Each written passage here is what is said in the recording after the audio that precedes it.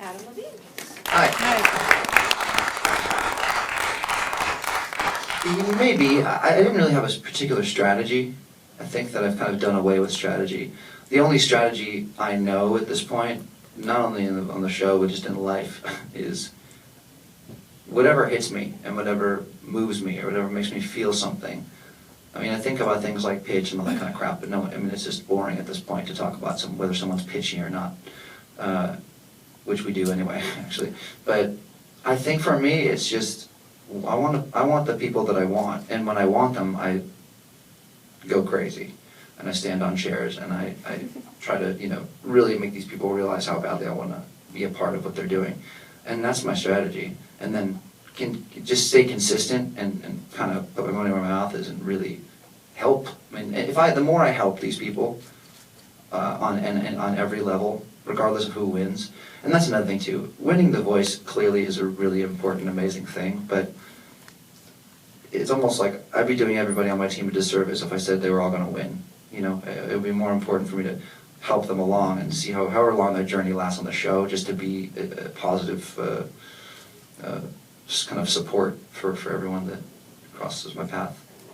Steals are great because I think that it was always kind of a rough time because the button pushing and the blind auditions are so exciting to watch, and they're really exciting to be a part of as well. And I think that the Steals were just kind of a continuation, but a kind of a slight twist on what was already happening, which was great, I think, because it kind of kept people who loved that aspect of the show involved. So I think it's actually a lot more fun for us too, because it's almost as if the selection doesn't, and we still get to kind of pick and choose as the show continues. It gets a little bit further. So it's awesome. I love stealing. I said I'm a thief, so it worked well.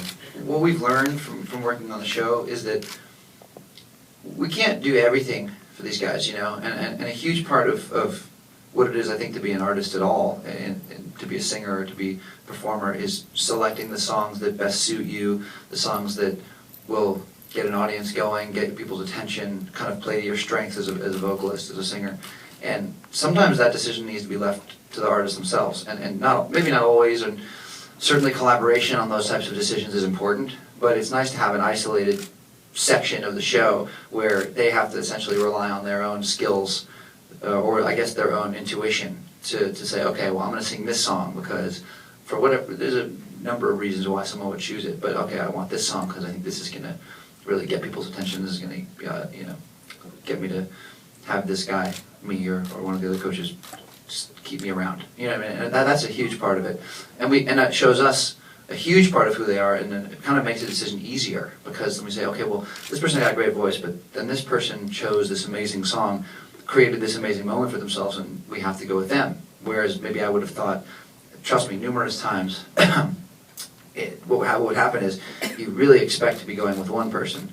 Then this incredible decision is made to do a song that is just kind of a show-stopping moment. So you say, wow, what this person has in vocal ability, they may not have in that kind of intuition as an artist, and you kind of tend to go with the person that has that vision.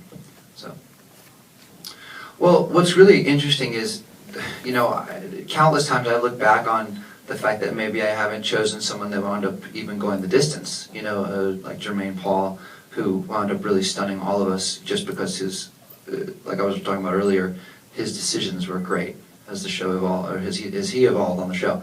And Adia Frampton, I think, was another example of someone that kind of came out of the gates, might not have been as strong as a lot of other contestants, but made some really wonderful decisions strategically, but also just did the best things for her.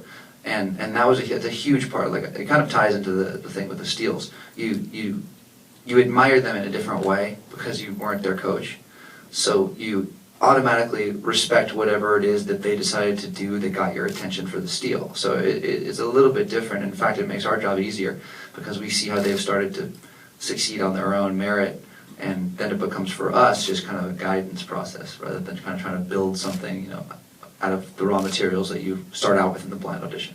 They're that much further along.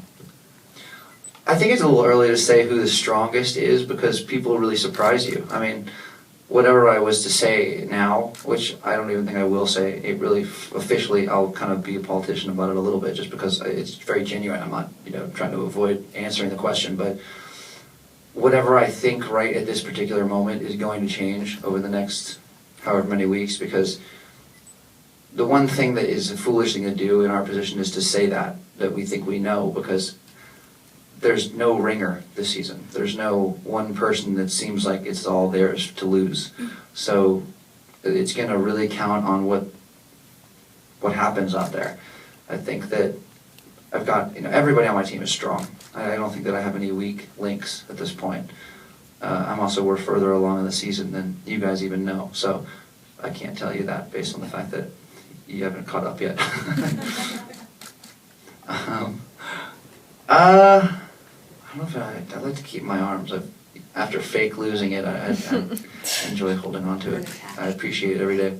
I don't really think that way in terms of the show, because I've got who I've got, and 85% of the people I wanted, I got 90%. So I gotta go be happy with that statistic. And like I said, there's just no way to know who's gonna emerge from this kind of thing. I mean, we've been so surprised by people's kind of last minute victories that have been pulled out here. And listen, by the way, I wasn't sure that I was gonna win last season, but I certainly wasn't sure that it was gonna be Jermaine that won. I thought it was gonna be Juliet Sims, who wasn't on my team.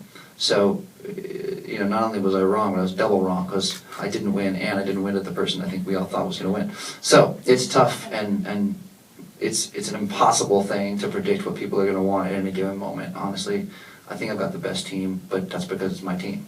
I'm supposed to think that, because otherwise how do you win?